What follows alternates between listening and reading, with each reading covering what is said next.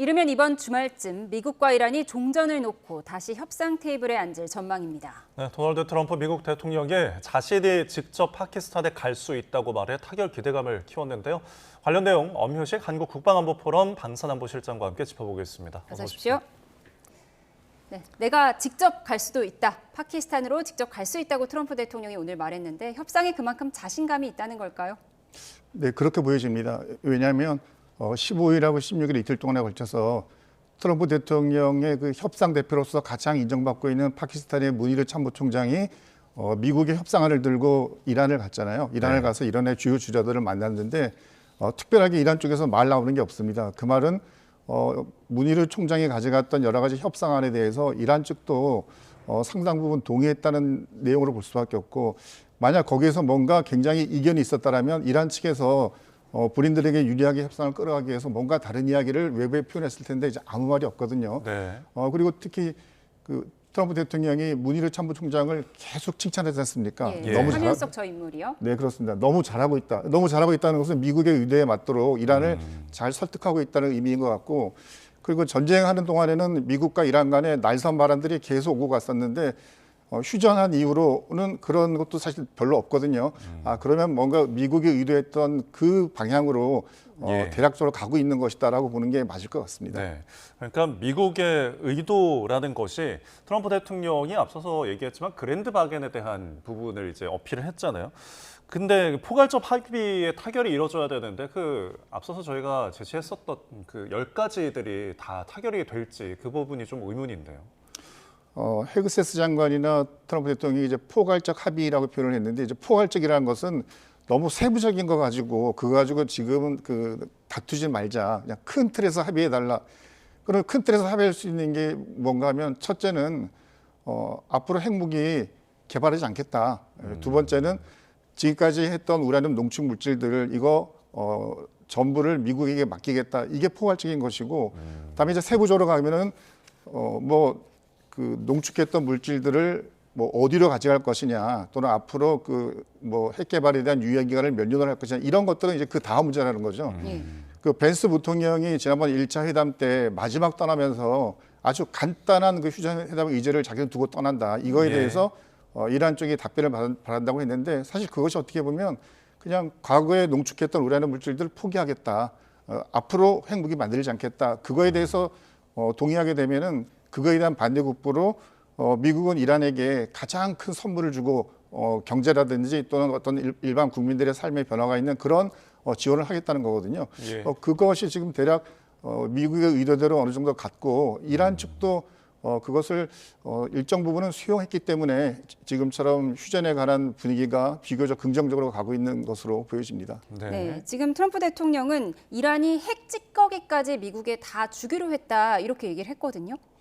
사실 그 우라늄 농축되어 있는 400kg이 되게 좀 애매하잖아요. 왜냐하면 작년하고 올해 미국이 폭격기로 공격을 해서 그게 이제 지하 시설에 어디엔가 묻혀 있을 수도 있고, 또 다른 쪽으로는 알려진 것은 440kg지만 사실 440kg 플러스 알파가 또 있을 수도 있거든요. 그러니까 찌꺼기까지 준다는 것은 이란이 가지고 있는 440kg의 우라늄 농축분 플러스 다른 것들에 대한 의심까지 하지 않도록 이란이 모든 것들을 미국에게 그 맡긴다는 의미로 해석이 되거든요. 실제 트럼프 대통령이 본인이 또 직접 발언도 했지 않습니까? 이란이 모든 것들을 우리에게 넘겨주기로 했다고 했기 때문에 그 부분에서는 어느 정도 미국과 이란 간의 이야기가 된 것 같고요. 특히 이제 우라늄 농축 물질은 그럴 수밖에 없는 게, 이미 지난해 6월, 올 2월 전쟁 시작하자마자 미국의 어마어마한 폭격기들이 와서 굉장한 공격을 많이 했고 피해를 많이 봤잖아요. 그리고 앞으로도 만약 이란이 그런 물질들을 어느 불특정의 지하에 숨기거나 했을 때는 미국이 지금은 이란의 하늘을 어느 폭격기라도 자유롭게 날아다닐 수 있는 자유 그 지역이 돼버린 상태이기 때문에 이란이 짧은 시간 내에 무슨 대공 미사일이라든지 방공 체제를 갖추기도 어려운 상태입니다. 그래서 어느 순간에 그런 조짐이 보인다고 하면 미국은 그 즉시 또 폭격기를 보내서 그 지역에 대한 공격을 할 수 있기 때문에 이란이 굳이 그걸 가지고 그 주장을 해서 또 다시 무슨 공격을 받는 그런 상황을 만드는 것은 아마 본인들이 볼 때에도 실리 측면에서 바람직하지 않다고 생각했을 것 같습니다. 네, 그러니까 핵물질에 대한 반출에 대한 부분은 어느 정도 합의가 이루어졌을 것으로 좀 점쳐지는데 그렇다면은 그 농축 기간 있잖아요. 지금 20년과 5년의 어떤 그 시각 차이가 있는데 중간에서 좀 만나게 될까요? 이제 일반적인 이상은 뭐 미국 측이 20년을 이야기했고 이란이 5년 얘기했으니까 네. 그리고 과거 그 오바마 대통령 때는 뭐 15년 얘기했으니까 그 사이에 숫자적인 어떤 산술적인 평균 정도에서 이야기가 되지 않을까라고 생각을 했는데 예. 트럼프 대통령의 발언은 명확하게 20년 이상이다. 그러니까 20년 이상이라는 거는 아예 농축을 더 할 생각은 하지 말라는 거거든요. 사실상 영구희라는 그렇죠. 거죠. 예, 예. 그 지난번 그 오바마 대통령과 그 이란이 협의할 때에는 아주 낮은 농도의 우라늄 농축 정도는 허용했었는데 결국 네. 그것이 그대로 두니까 나중에 60%의 우라늄 농축이 예. 됐잖아요. 보면 그러니까 그런 과거의 경험이 있기 때문에 트럼프 대통령은 이번에 농축이란 거에서는 아예 더 이상 이란이 생각도 하지 말아라라고 하는 것이 요구인 것 같고 그것은 뭐 트럼프 대통령 입장에서는 당연히 그런 요구를 할 수밖에 없을 것 같습니다. 예, 네. 그러니까 오바마 때는 3.67% 농축에 15년간 동결, 네, 여기에 합의를 했었는데 트럼프 대통령은 0%를 20년 이상 이런 성과가 있어야 합의를 할 것이다 이렇게 보신 거고요. 그렇다면 이란이 이런 걸 내준다면 미국도 뭔가를 줘야 하잖아요. 결국은 돈 문제 같은데 경제 제재를 해제해 줄 수도 있다 이런 분석이죠. 이란은 이미 오랫동안의 뭐 전쟁 또는 혁명 수비대가 이 정치나 경제 부분에 너무 많은 영향력을 행사하다 보니까 국민들의 생활이 굉장히 어렵고 경제는 계속 그 추락하는 그런 상황에 있으니까 네. 어떤 나라의 어떤 정치 체제이건 국민들이 생활에 만족하지 못하면 정권이 안정화될 수가 없거든요. 그러면 이란의 지금 혁명 수비대가 중심이 되는 이란 정권에서도 어쨌거나 체제를 계속 유지해 가려면 뭔가 국민들의 삶이 과거보다 나아졌다는 그런 것들을 보여줘야 되는데 예. 자체적으로는 그런 능력이 부족하니까 결국 해외에 동결돼 있는 약 뭐 150조 원 정도 해당된다고 하는데요. 네. 그런 돈에 그 동결된 것들을 풀어서 이란 경제에 투입을 하거나 또는 미국이 이야기한 것처럼 핵이나 이런 문제에 대해서 완전히 포기하게 되면 미국이 여러 가지로 이란 내 투자라든지 이런 걸 하겠다라는 뭐 그런 지원을 받거나 어쨌든 그런 것을 통해서 만약에 휴전이 종전으로 된다 할지라도 일반 주민들의 삶이 과거와 다른 게 없으면 네. 전쟁도 사실 진 것 같고 경제도 나아진 게 없고 그러면 국민들 입장에서는 지금의 정권, 지금의 혁명 수비대를 인정하지 않을 거거든요. 네. 당연히 과거보다는 나아진 전쟁하기 전보다는 나아진 상태의 어떤 발전을 보여줘야 되는데 결국 그것은 경제적인 어떤 그 발전, 뭐 투자의 증대 여러 가지 인프라 건설을 통해서 국민들의 삶이 나아지는 것 그거밖에 없으니까요. 네. 그런 부분에서 뭔가 국민들이 체감할 수 있는 그런 발전된 그 모습을 드러내려고 할 것이고 그 부분에서 미국이 계속 이란을 설득할 것으로 보입니다. 네. 그래서 그 연장선으로 지금 미국이 이야기하는 게 2,500억 달러, 우리 돈으로 이제 368조 원에 달하는 이제 지원 금액인데 이것을 근데 미국이 혼자 뭔가 감당할 것으로 좀 예측이 되지 않고 주변국들에게 좀 떠넘길 가능성도 있습니까? 뭐 미국 정부도 지금 빚이 많아가지고 네. 굉장히 고민이 많지 않습니까? 그러니까 미국이 순수하게 미국의 돈으로 하기는 것은 현실적으로 어려워 보이고요. 미국이 이번 그 이란과의 전쟁을 하면서 이 전쟁은 미국과는 상관이 없다. 그러니까 걸프만 주변에 있는 6개의 나라들이 전쟁으로부터 피해받는 것을 막기 위해서 우리 미군들이 작전을 하고 있다는 것은 결국 이 전쟁의 가장 수혜자는 1차적으로는 걸프만 연안에 있는 6개의 나라들이고 예. 두 번째는 페르시아만 또는 호르무즈 해협을 통해서 원유를 가져가는 뭐 한국, 일본, 중국 이런 나라들이지 않느냐라고 이야기를 했다는 것은 결국 이 전쟁을 통해서 이익을 볼 수 있는 국가들이 이 부분에는 어느 정도 기여를 해야 된다는 것을 이미 암묵적으로 깔고 있다고 보는 것이 맞을 것 같습니다. 예, 예. 그러니까 미국 돈은 아니지만 368조 원 정도를 국제사회가 이란에 지원하게 하고 이란은 핵무기를 완전히 포기해라. 이게 협상안의 요지인 것 같은데 이렇게 협상 국면에서도 미국이 지금 전략 폭격기, 새로운 전략 폭격기를 공개를 했어요. B-21 화면과 함께 보면 좋을 것 같은데요. 좀 어떤 무기인지 설명해 주시면 좋을 것 같습니다. 지난해 그 6월 미국이 이란을 폭격할 때는 B2 폭격기가 와서 이란 지역의 그 핵시설 관련되는 지역에 폭격을 했거든요. 예. B-21은 그 B2 폭격기보다 더 발전된 형태의 폭격기라고 보시면 될 것 같고요. 그동안 이제 미국이 보유하고 있는 폭격기가 가장 오래된 것부터 말씀을 드리면 B-52 폭격기, B1B 폭격기, B2 폭격기, 그리고 이제 네. 이번에 나온 것이 B21인데요. B21은 당연히 최근에 나온 것이고 올해 아마 뭐 첫 번째 그 폭격기가 미군에 아마 그 보급이 될 것으로 예상이 되는데요. 예.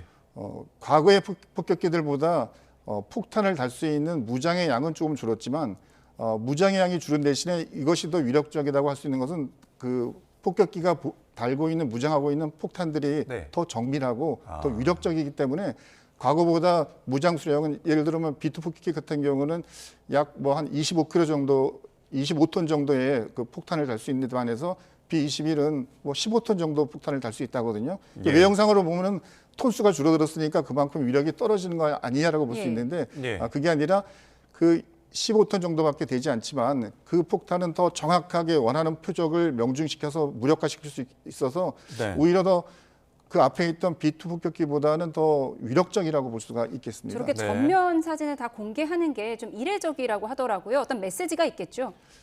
지금까지는 공개를 하지 않았는데 예. 이제 어제 보면은 처음으로 공중구조받는 그런 영상도 공개를 했고 네. 하거든요. 저런 그 폭격기를 전면을 공개했다는 거는 일단 개발이 완료됐다는 의미를 첫째는 봐야 될 것 같고요. 두 번째는 외형상으로 보게 되면 저 폭격기는 과거의 폭격기와는 달리 과거의 폭격기들은 그냥 폭격하는 임무만 수행했다면 이 폭격기는 폭격 플러스에서 여러 가지 무인기들까지도 동반해서 작전을 할 수 있습니다. 그래서 예.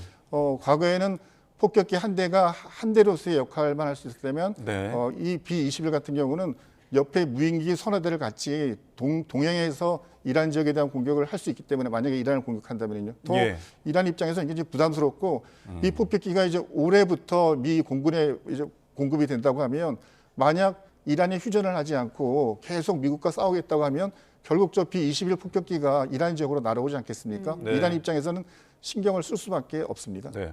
그러니까 양보다 질이 좋아진 이 폭격기, 신형 폭격기에 대한 이제 이례적 공개, 그리고 트럼프 대통령이나 헤그세스 국방장관도 계속 어떤 전투 재개에 대한 경고도 이어가고 있는데 이런 것들이 협상을 더 좋아지게 만드는 효과가 있었을까요? 네, 원래 협상에는 그 당근과 채찍이 늘 병행해야지만 효과가 있거든요. 예. 그러니까 어제 같은 경우에도 낮 시간에는 트럼프 대통령이 미국과 이란이 매우 가까운 거리까지 와 있다. 그러니까 금방 미국과 이란 간의 그 휴전 종전 협상이 타결될 것 같은 이야기를 했는데 조금 시간이 지나서 미 헤그세스 국방장관, 케인 합참의장, 그다음에 그 미 중부사령관 네. 세 명이 또 기자회견을 하면서 만약 이란이 현명하게 판단하지 않는다면, 즉 미국이 요구한 그런 여러 가지 요구 사항을 수령하지 않는다면 우리는 즉각 전투를 제기할 준비가 되어 있다. 네. 예. 그러니까 이번에 이 협상안을 이란이 받아들이지 않으면 이란은 엄청난 피해를 감수해야 되는 것이고 그것은 결국 정권의 안정, 정권의 유지까지도 위협될 수 있다. 그러니까 우리의 미국의 제안을 받아들여라라고 하는 강원의 그 양면수를 쓰고 있다고 보면 되겠습니다. 예. 알겠습니다. 지금 화면 왼쪽에 보이는 피트 헤그세스 장관은 버튼 하나만 누르면 우리 전쟁 재개할 수 있다 이렇게 경고를 하고 있는데 이런 가운데 전쟁 종전의 걸림돌이었던 레바논과 이스라엘의 휴전이 성사가 됐습니다. 열흘 동안 전쟁하지 않기로 했는데 이 부분에 있어서 트럼프 대통령은 내가 멈춘 10번째 전쟁이다 이렇게 자기 치적을 과시했거든요.